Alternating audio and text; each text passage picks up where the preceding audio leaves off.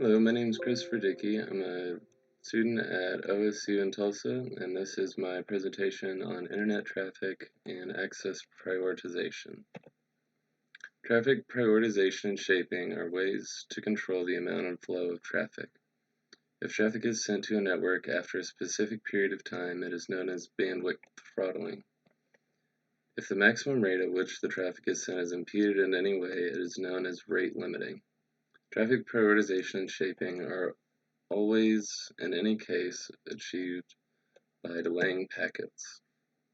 The transmission of the traffic can occur immediately if the traffic arriving is already compliant to the system, after some delay if the packet waits until its scheduled release time, or never, which is also known as packet loss.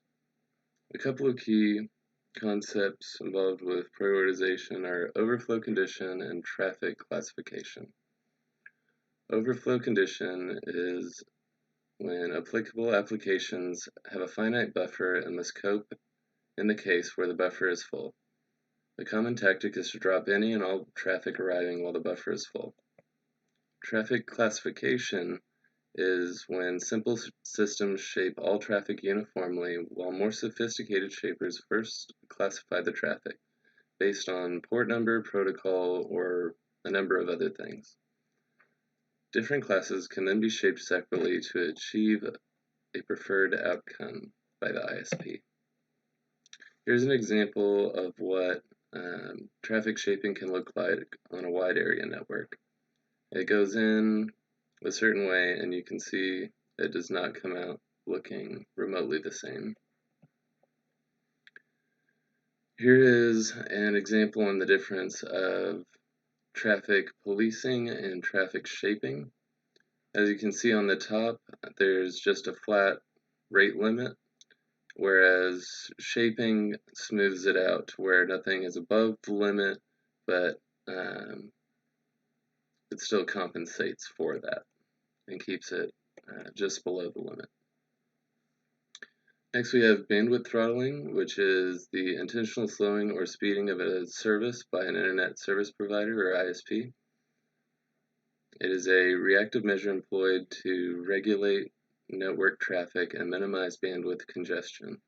On a local area network, or LAN, a system administrator can employ bandwidth throttling to help limit network congestion and server crashes. It is also used by internet applications to extend a load across a network in order to reduce local congestion over a number of servers to avoid overloading individual servers, reduce the risk of the system crashing, and of course to gain additional revenue. In 2017, there was a repeal of the net neutrality by Ajit Pai. He was the FCC's chairman.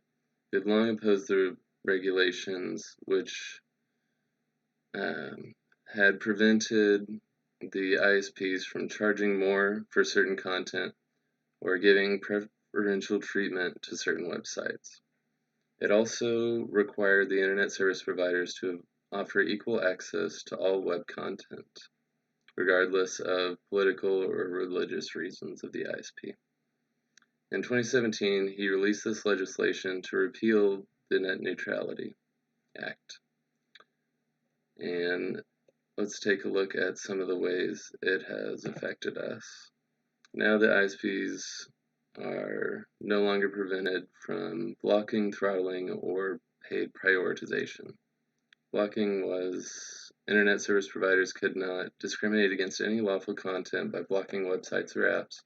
Throttling, service providers could not slow the transmission of data because of the nature of the content as long as it was legal. And paid prioritization, where service providers could not create an internet fast lane for companies and consumers who paid premiums and a slow lane for those who did not. These are just a few of the ways that net neutrality has affected us, but there are some states that are working together to try and have net neutrality on a state level, but the results of that are yet to come. Thank you so much for your time, and I hope you enjoyed my presentation.